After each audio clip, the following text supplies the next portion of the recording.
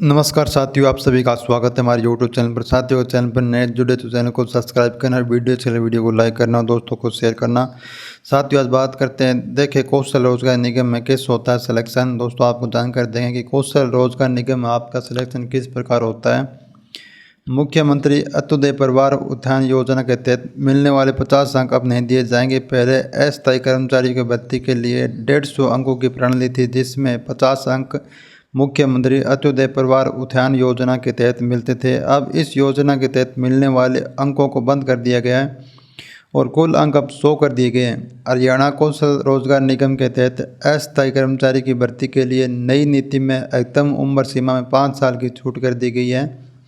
अब कर्मचारी अधिकतम 58 साल की उम्र तक सेवा कर सकते हैं। उसके साथ साथ अतिरिक्त स्किल योग्यता के लिए अब केवल 5 अंक दिए जाएंगे, जो पहले 20 अंक थे। आज की चयन प्रक्रिया 2024 की नीति में निम्नलिखित प्रमुख परिवर्तन किए गए, वो आपको जानकारी देंगे। इस प्रकार है, नई आयु सीमा सरकारी नौकरी पाने के लिए आयु सीमा में संशोधन किया गया। अब न्यूनतम आयु 18 वर्ष और अधिकतम आयु 42 वर्ष निर्धारित की गई है। इसके अतिरिक्त अनुभव के आधार पर अधिकतम 5 वर्ष की छूट प्रदान की जाएगी। अनुभव आधार पर आयु सीमा में छूट प्राप्त करने के लिए उम्मीदवार के पास किसी सामान्य संस्थान से संबंधित क्षेत्र में डिग्री या डिप्लोमा होना चाहिए। उम्मीदवार के पास संबंधित क्षेत्र में कम से कम 1 वर्ष का अनुभव होना चाहिए। अनुभव के आधार पर आयु सीमा में छूट अधिकतम 5 वर्ष कर दी जाएगी। यदि किसी उम्मीदवार के पास 5 वर्ष से अधिक अनुभव हो तो उसके अधिकतम 5 वर्ष की आयु में छूट मिलेगी। उदाहरण स्वरूप, यदि कोई उम्मीदवार 25 वर्ष का है और उसके पास संबंधित क्षेत्र में 3 वर्ष का अनुभव है तो उसे 3 वर्ष की छूट मिलेगी। इस प्रकार की उसकी अधिकतम आयु 42 वर्ष से 3 वर्ष कम करके 39 वर्ष हो जाएगी। नई आयु सीमा के कारण अधिक संख्या में लोगों को सरकारी नौकरियों के लिए आवेदन कर सकेंगे। अनुभव के आधार पर छूटे से वह उम्मीदवार भी लाभान्वित होकर, जो भी युवा लेकिन उनके पास संबंधित क्षेत्र में अनुभव नहीं है। छुट्टियों की नीति इस प्रकार है। हरियाणा कौशल रोजगार निगम के अंतर्गत नियुक्त स्टाफ को वार्षिक आधार पर प्रति माह एक कैजुअल लीव की और एक मेडिकल लीव प्राप्त होगी। यद्यपि वर्ष में अधिकतम 10 कैजुअल लीव और अधिकतम 10 मेडिकल लीव गिनी जा सकती है। महिला कर्मचारियों को मातृत्व अवकाश की सुविधा उपलब्ध होगी। कैजुअल लीव इस प्रकार है। कैजुअल लीव को अनुपस्थित के रूप में नहीं देखा जाता और इसे वेतन के साथ प्रदान किया जाता है। कर्मचारियों को वर्ष में प्रतिमासिक रूप से एक कैजुअल लीव मिलेगी। यद्यपि वर्ष में अधिकतम 10 कैजुअल लीव की गिनी जा सकती है। मेडिकल लीव इस प्रकार है। मेडिकल लीव के बारे में बीमार या किसी अन्य आकस्मिक परिस्थिति में मामले में दी जाती है। कर्मचारियों को वर्ष में प्रतिमासिक रूप में एक मेडिकल लीव मिलेगी। यद्यपि वर्ष में अधिकतम 10 मेडिकल लीव ही गिनी जा सकती है। प्रसूति अवकाश, महिलाओं कर्मचारियों को प्रसूति उपरांत 180 दिनों का मातृत्व अवकाश प्राप्त होता है। इस अवधि के दौरान उन्हें वेतन भी दिया जाएगा।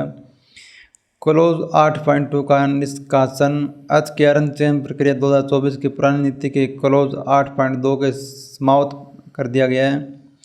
पुरानी नीति का प्रावधान पहले से क्लोज में एक उल्लेख था कि यदि किसी पद के लिए एकाधिक योग्य उम्मीदवार हो तो स्थानीय जिले के अनुभवी उम्मीदवार को प्राथमिकता दी जाती थी।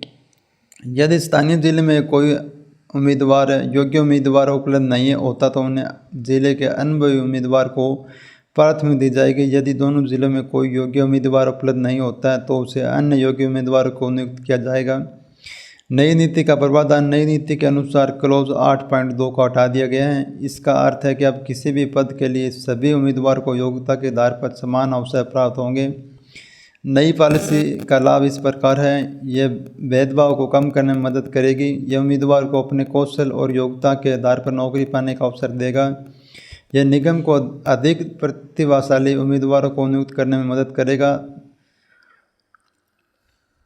दोस्तों, आपको आगे जानकारी देते हैं। मैसेज केवल पर्सनली भर्ती प्रक्रिया किस प्रकार है। अब हरियाणा कौशल रोजगार निगम में सिलेक्शन अधिकतम 100 अंकों के आधार पर ही होगा, जिसमें अंकों का बंटवारा इस प्रकार है। पारिवारिक आय के आधार पर 40 अंक, उम्मीदवार की उम्र 10 अंक, अधिकतम स्किल क्वालिफिकेशन के 5 अंक, अतिरिक्त शैक्षणिक योग्यता के 5 अंक, सामाजिक आर्थिक स्थिति के आधार पर 10 अंक, सीएट पास उम्मीदवार के लिए 10 अंक, एज ऑफ डिप्लॉयमेंट के लिए 10 अंक, देश सरकार में कार्य अनुभव होने पर 10 अंक, इस प्रकार कुल 100 अंकों के आधार पर भर्ती होगी। पहले कौशल रोजगार निगम के तहत नीति के अनुसार 100 अंकों के आधार पर चयन होता था, जिसे अब घटाकर 100 अंक कर दिया गया है। 150 अंकों पर भर्ती होती थी, उसको घटाकर अब 100 अंक कर दिए गए हैं। सामाजिक आर्थिक आधार पर 10 अंक इस प्रकार मिलेंगे। अनाथ होने पर 10 अंक मिलेंगे, मगर ये 25 साल तक के उम्मीदवार को मिलेंगे। विधवा होने पर 5 अंक मिलेंगे व फादरलेस के 5 अंक मिलेंगे। दोस्तों ये थी जानकारी भर्ती के बारे में। ऐसी नई जानकारी लेने के लिए आप हमारे चैनल को सब्सक्राइब कर सकते हो और वीडियो अच्छी लगे वीडियो को लाइक करना और दोस्तों को शेयर करना। धन्यवाद।